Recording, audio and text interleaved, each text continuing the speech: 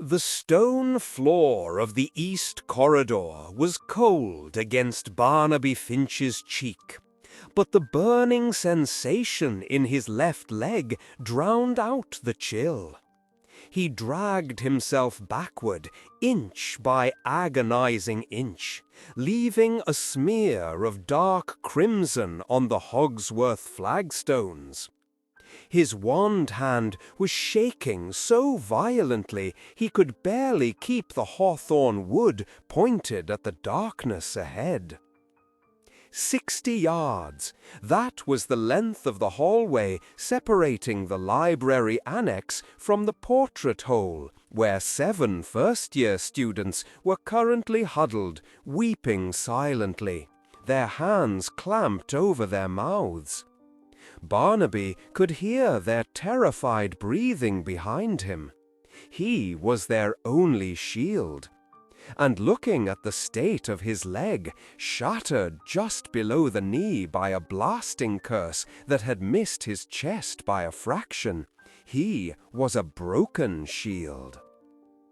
The air in the corridor smelled of ozone, ancient dust, and the metallic tang of blood. The castle groaned around them. It was May 1998. The Battle of Hogwarts was raging 2 floors down, shaking the foundations.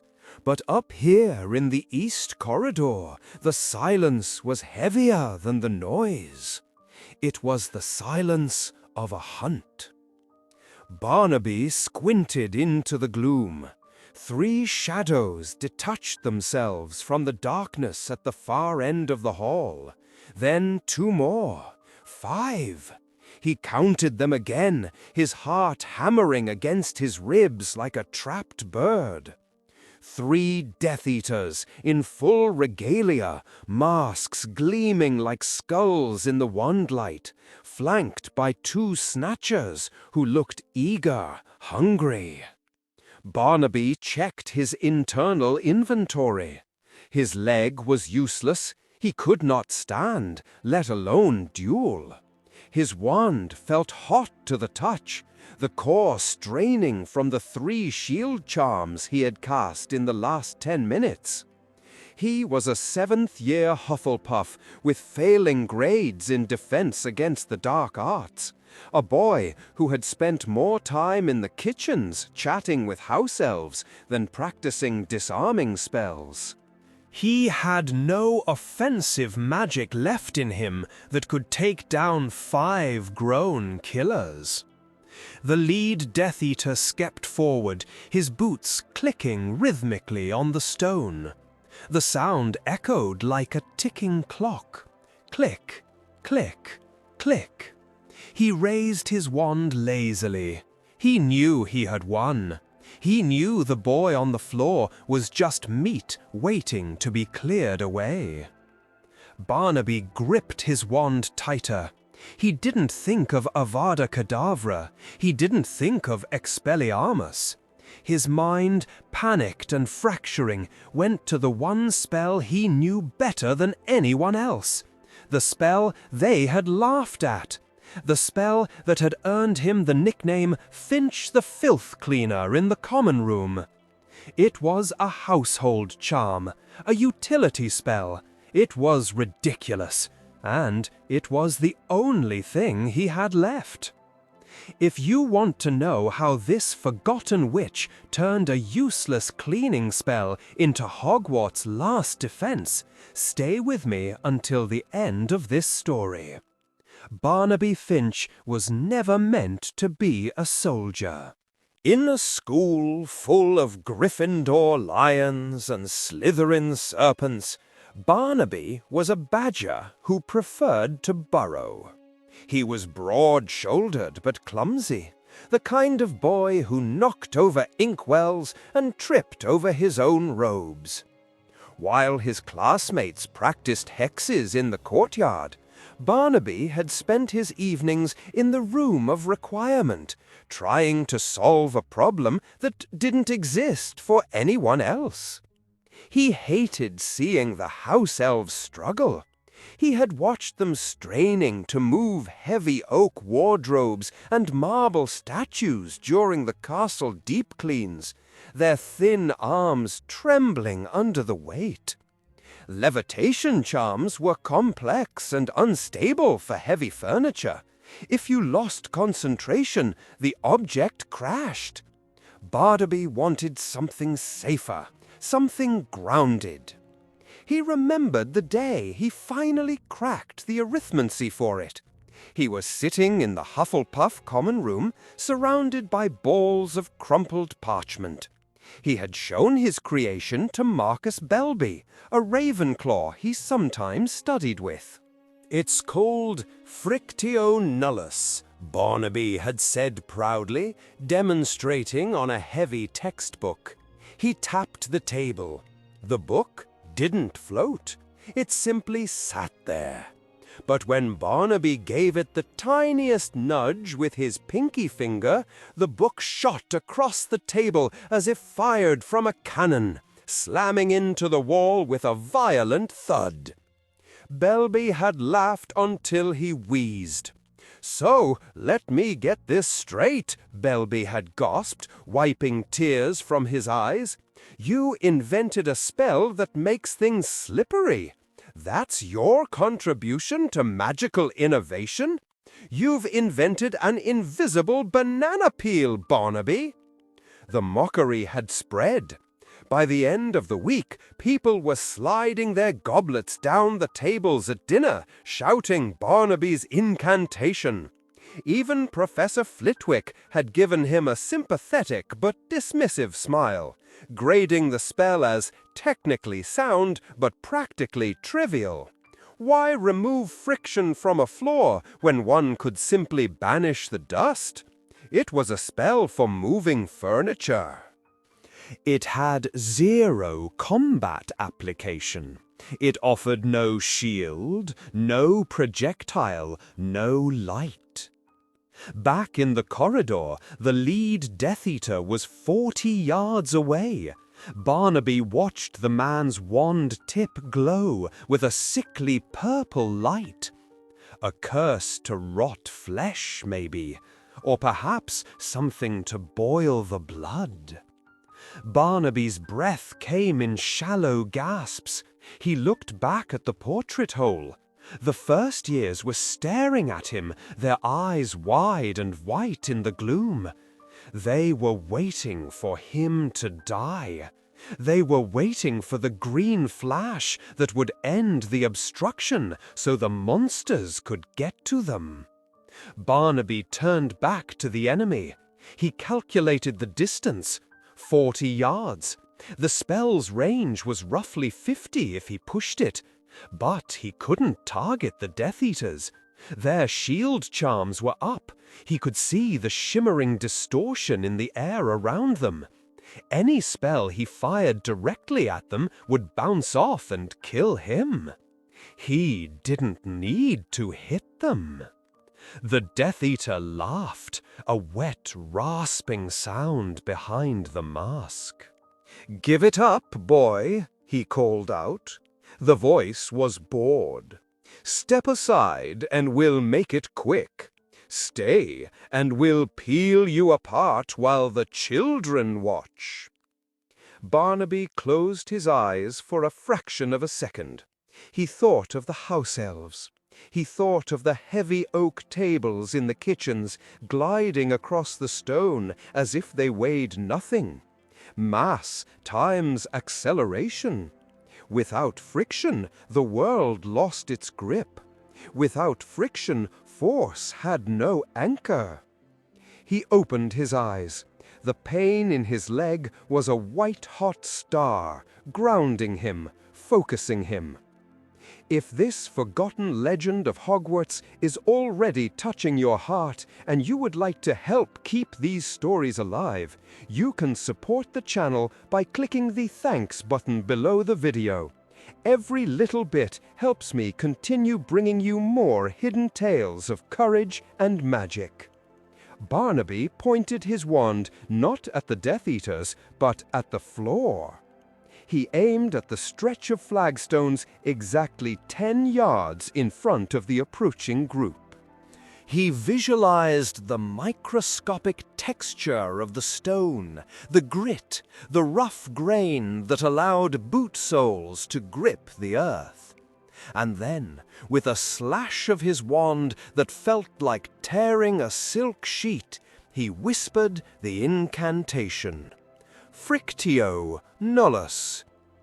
The spell didn't look like much.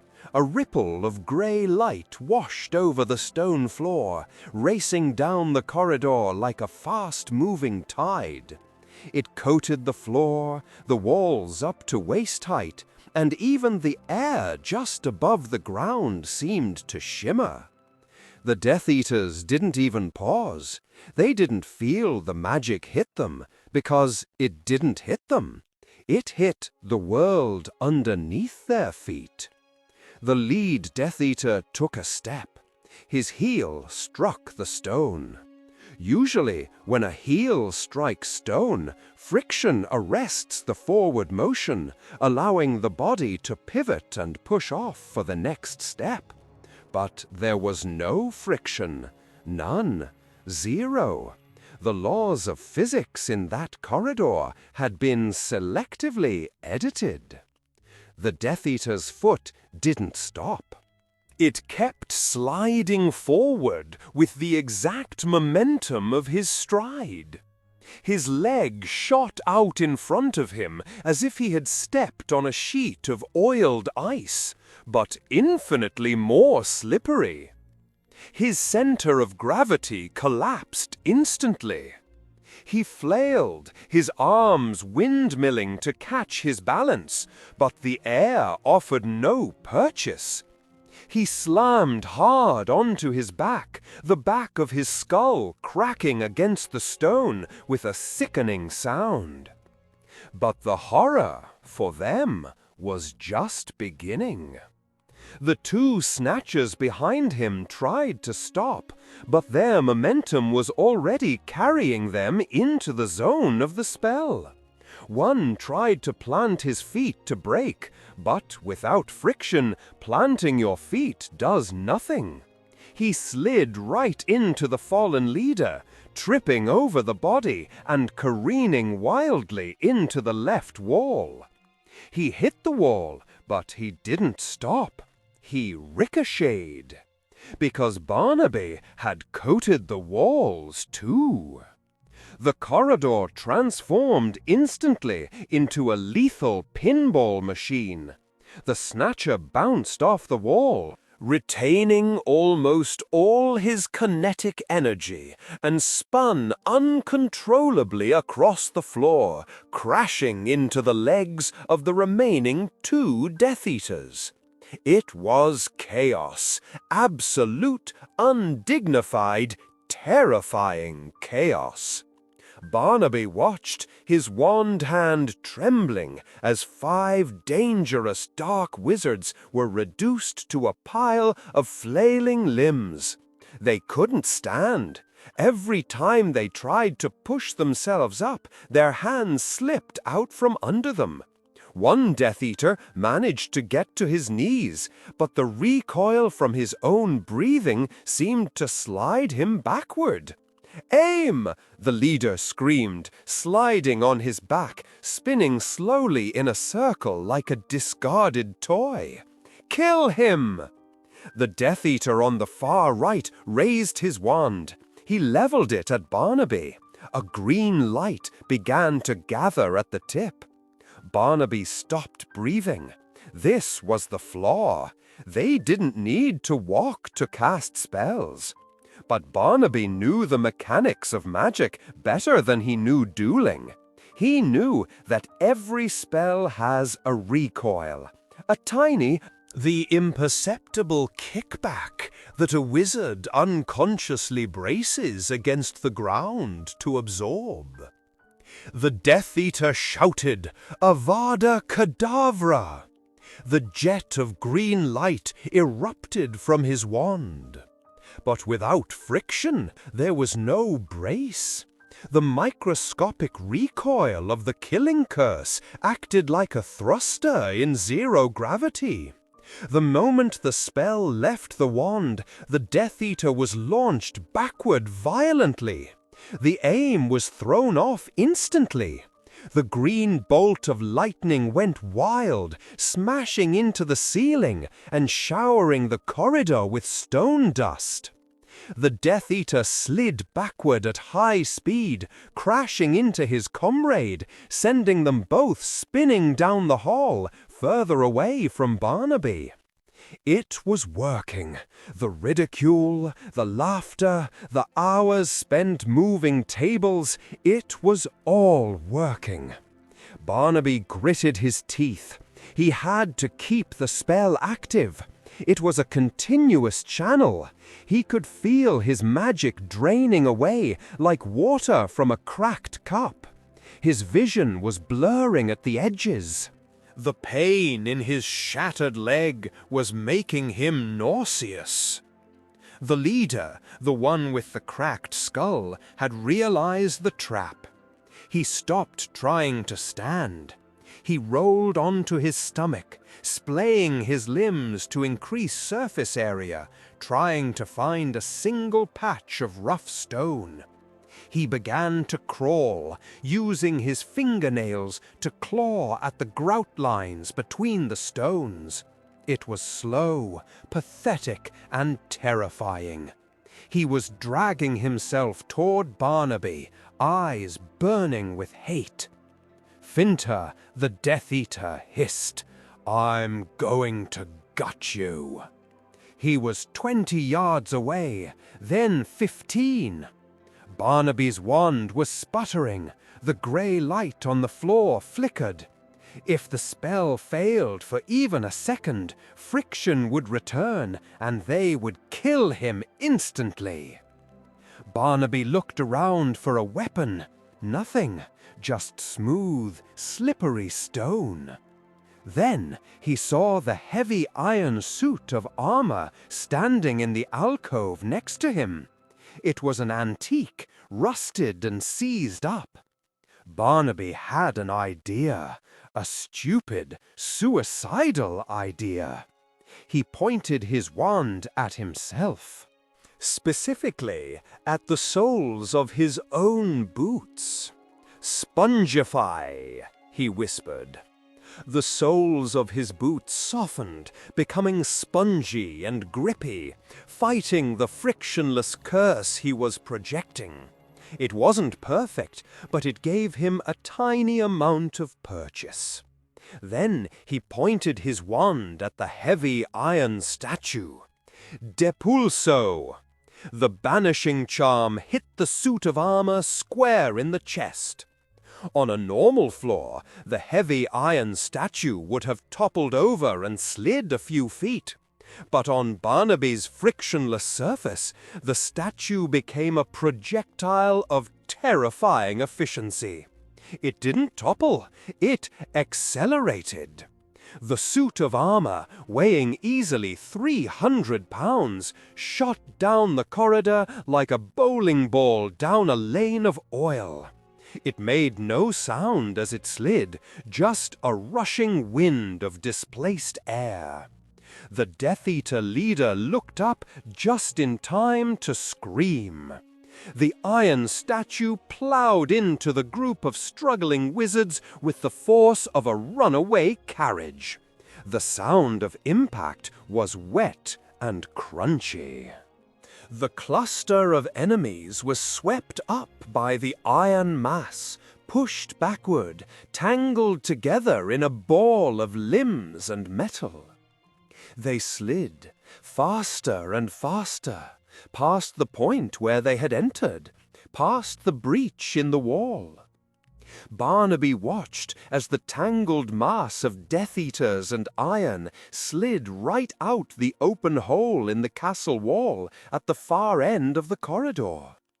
They flew out into the night air, screaming, falling 4 stories into the burning courtyard below. Barnaby held the spell for 10 more seconds, just to be sure. Then his wand dropped from his fingers. The grey light faded. The floor became stone again. Silence rushed back into the corridor, broken only by the distant sounds of the battle and the soft hiccups of the crying first-years. Barnaby slumped back against the wall. His vision went dark. He felt a small hand on his shoulder. One of the first-years had crept out. She was holding a bottle of water, her face streaked with dust. You made them fall," she whispered, her voice trembling. Barnaby tried to smile, but he thinks he mostly just grimaced in pain. "Yeah," he croaked, "just moving the furniture." He didn't see the end of the battle. He passed out right there on the cold stone, flanked by 7 terrified children who guarded him with their own wands until help arrived at dawn. When Barnaby woke up in the great hall, laid out on a stretcher among the wounded, nobody mentioned the East Corridor. The talk was of Harry Potter, of Voldemort's fall, of the heroes who had dueled giants and held the bridge. Barnaby Finch didn't get an Order of Merlin. His name wasn't etched on the special plaques. He was just the Hufflepuff with the bad leg who had been found unconscious near the library. But years later, there are rumors. If you talk to the students who were first years in 1998, they tell a story. They tell of the night the hallway turned to ice. They tell of the wizard who couldn't walk, but who made the Death Eaters dance to his tune. They tell of the magic that everyone called useless until it was the only thing that worked. Barnaby returned to Hogwarts to finish his 7th year.